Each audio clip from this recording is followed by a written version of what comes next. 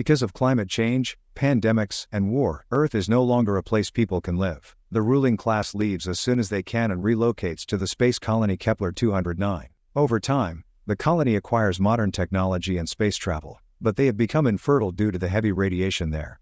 2 generations later, the Ulysses project has started to see if it is possible to go back to Earth. However, the first flight is lost soon after landing. Later, they sent a second ship, Ulysses 2, with explorers Louise, Tucker, and Holden. Unfortunately, entering the atmosphere turns out to be rougher than expected and the space capsule crash lands on a tidal flat near a weather beacon that broadcasts telemetry data back to Kepler. After swimming as hard as she could to the land to stay alive, Louise looks for her friends. Holden is also on the beach, but he is already dead. Tucker, whose leg is hurt, is inside the spaceship. Since she is on her own, Louise decides to use a biometer to look for indications of life in the water.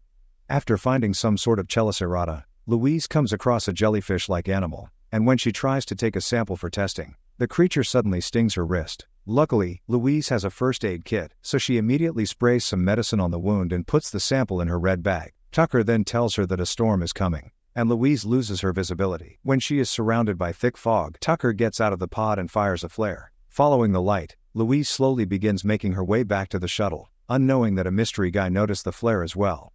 He gets to the shuttle first and charges Tucker. Tucker protects himself with the flare gun and scares him away. When Louise eventually makes it through the fog, she discovers that Tucker and the shuttle have been taken somewhere else. She can hear Tucker calling for help, so she looks through the scope on her gun and sees a group of people pulling her ship. Suddenly another group attacks her from behind and Louise loses consciousness. Sometime later, Louise and Tucker wake up in a big pit of water, and they are shocked to see other survivors closing the lid. Tucker's injuries are getting worse, so Louise goes up and asks for medical supplies through a hole, but the ground is too slippery, and she falls. At that moment a rope is thrown down by a mysterious figure, and Louise finally climbs out to find a whole community of fertile humans known as the Muds. Louise is astonished to see kids once more. Unfortunately, she does not understand their language, so the Muds drag her away when they try to show her how to help the man whose face Tucker's flare hurt. When Louise tries to explain that she needs her supplies, Narvik shows up. She can talk English, and she takes Louise to her bus. It is simple to locate the medical supplies, but Louise also discovers that the ship's technology has been completely gone. When she hesitates to move, she's pushed to the ground and asked to behave. Louise then uses the spray to treat the victim, taking advantage of the opportunity to stow some medical equipment in her clothing. She also observes someone has her red bag, knowing the biometer is inside. When she is thrown back into the pit, she gives Tucker medicine and tells him about all the kids and babies she saw. Because their ship is damaged, she believes they must locate the biometer and use it to call for help. Tucker, however, knows that his injuries are too bad and that he will not make it, so he takes a solution he keeps in his army tag necklace to kill himself. Feeling lonely now, Louise begins thinking about her childhood. Her father Blake was also an astronaut, but he was lost on the first flight. When she was a child, Blake gave her a matchbox with 3 famous pilots on it and showed her that he had one too, so they could match. He also urged her to light one at a specific time and he would do the same, assuring that they would be together again before the final one was gone. The phrase "for the many" that Louise always says was told to her by her dad so that she would learn to think about the bigger picture. As the memory fades, it becomes clear that Louise only has one match left. The tides eventually come in and begin to fill the hole at that point, so Louise begins going up again. Grabbing onto the lid, she asks for help, and a guy accepts to take her out and tie her to one of the community's boats. Louise behaves to gain their trust while watching a net retrieve Tucker's body. As the boat sets sail in the middle of the night, Louise sees Tucker's body being carried away on a raft, which triggers another memory. Louise's father told her that the people had plundered Earth's resources and showed her a tree seedling, which would not grow on their space colony. Sadly, he left soon after, so Louise was never able to see if the experiment with the seedling was successful. The next morning, the water starts to go down, and Louise is thrown back into the pit. Suddenly she's visited by a girl named Mila, who gives Louise her medical spray. By drawing on the wall, Louise is finally able to interact with the girl and learn a few words. She then asks Mila to help her get the biometer. Later, Louise hears screams coming from outside. The lid is lifted and a man lowers some girls and a baby into it. Louise observes through the hole that the community is under siege and that many people are being killed or kidnapped. Mila found the red bag, but she's kidnapped as well. A man comes to the pit to check inside, but Louise and the children hide just in time. After things calm down, Narvik comes to help them out and tells them that she is Mila's mother. Narvik grabs a doll from Mila and a flare gun from Tucker before rushing off to save her daughter. Louise follows her because she wants to help her save Mila, but Narvik is not sure she can trust her, even though she just shares food with her. They can hear Mila's screams from afar at that point, so the two women climb a large rock and learn that the hostages are being taken away on a boat. Louise orders Narvik to fire the flare gun into the air to create a diversion, but Narvik insists on charging in blindly, forcing Louise to knock her unconscious. Louise then fires the flare, and the guys start to search for the source of the light. While they are distracted, Louise jumps into the water and quickly swims to the boat while the fog acting as cover. After climbing up, she finally finds her red bag in a net, but before she can leave, the men come aboard as well. Louise is forced to conceal herself with the other prisoners and Malia. Finally, the boat stops at a huge cargo ship that's capable of handling the regular storms and the strong floods. The prisoners are taken to a guard named Paling, who decides where each of them goes. The boys are sent to work while Mila and the other girls are taken away. Paling finds Louise's revolver in the red bag and while searching for its owner uncovers that Louise is not local. Paling walks her down a hallway and searches her. Then he presents her to the ship's captain, Gibson, who turns out to be a survivor of the Ulysses 1 and remembers Louise from when she was a kid. Louise informs him about her ship and the lost biometer, and in return Gibson tells her of his group's first encounter with the Muds when they arrived. Blake had been very good with the natives, but one day, they suddenly revolted and destroyed the Ulysses 1 capsule and its communication tools, killing Blake in the process. Apparently, Blake had a plan to build a big dam and use the ocean as electricity, so Gibson and Louise talk about the possibility of bringing individuals from the colony back to Earth. Their talk is interrupted by Gibson's adoptive son Neil, who presents Louise with an origami space shuttle. Gibson shows Louise around the area and shows her the dam. Then he takes her to a cabin where she can stay for now. She goes straight to bed and tries to deal with her sadness while remembering more science lessons with her father. The next morning after a shower, Louise finds blood between her legs and realizes that she is fertile, so she could reproduce here.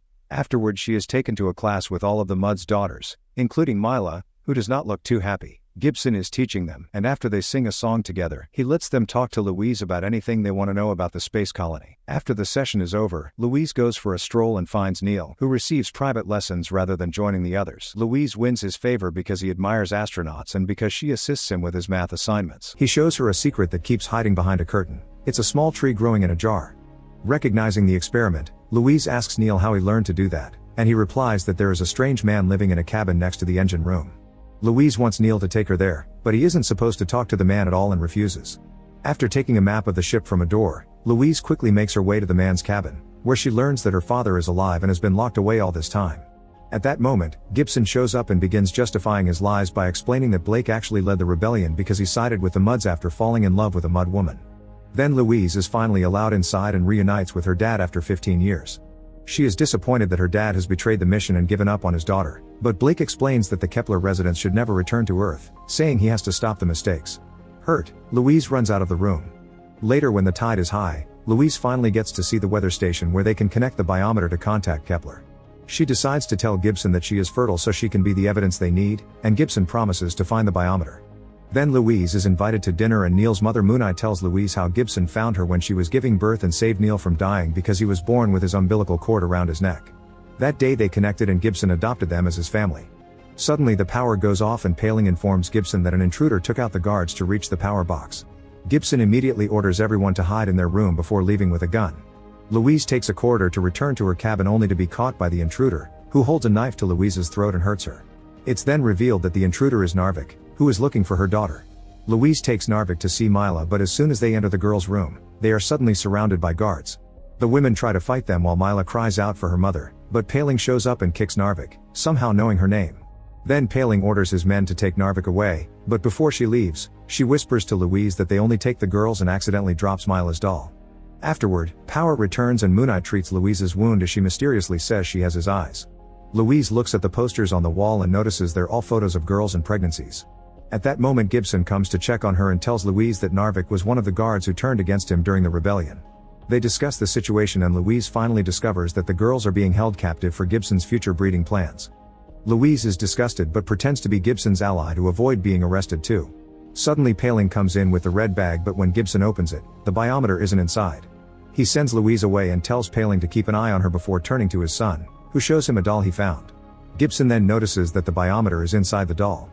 When she returns to her room, Louise hears a noise and finds Mila hiding in her closet, but Paling suddenly knocks on her door and forces his way in because he heard a kid is missing. He looks around quickly and doesn't find Mila, but instead of leaving, he begins hitting on Louise, not caring about her turning him down. After some struggle, he pushes her against the wall, but before he can take advantage of her, he hears a noise coming from the closet. Paling moves to investigate, but Louise rushes to him and distracts him with a kiss.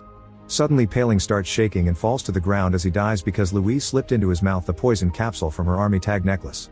Afterward, Louise takes Paling's weapon and together with Mila, begins sneaking around the ship.